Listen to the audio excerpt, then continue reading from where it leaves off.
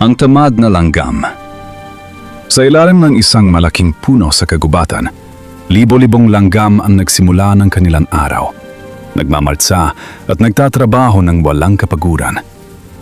Ngunit may isang langgam na naggangalang Lako na natutulog lamang sa ibabaw ng isang dahon. Hindi pinapansin ang abalang gawain ng kolonya.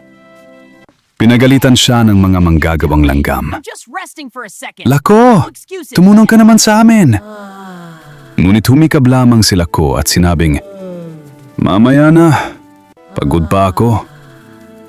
Dahil sa pagkagabot sa panunood lamang, nagpasya si Lako na maglibot mag-isa sa kagubatan.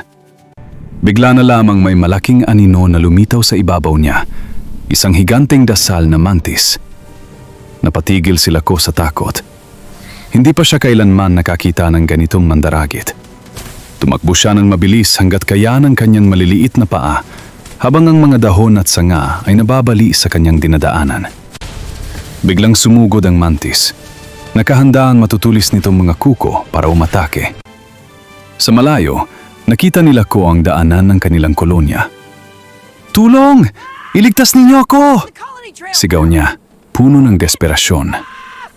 Napansin ng kolonya ang panganib at sabay-sabay silang sumugod na parang isang maliit na hukbo. Sinubukan ng mantis na umatake, ngunit napakarami ng mga langgam. Sa kauna-unahang pagkakataon, tumulong sila ko sa laban. Nagdadala ng maliliit na sanga na ginawang sandata. Dahil sa dami ng kalaban, napilit ang umatras ang mantis at bumalik sa kagubatan, talunan. Nagdiwang ang buong kolonya sa kanilang tagumpay. Doon napagtanto nila ko ang lakas ng pagtutulungan. Mula sa araw na yon, hindi na binaliwala nila ko ang kanyang mga tungkulin. Tumulong siya sa pag-iimbak ng pagkain para sa taglamig at nagtrabaho ng masipag kaysa dati. Tinulungan din niyang ipagtanggol ang kolonya laban sa mas maliliit na mandaragit. Ang dating tamad na langgam ay naging isang tunay na bayani. Ang tapang at kasipagan ang nagligtas sa kanilang kolonya. Thank you for watching. Please subscribe.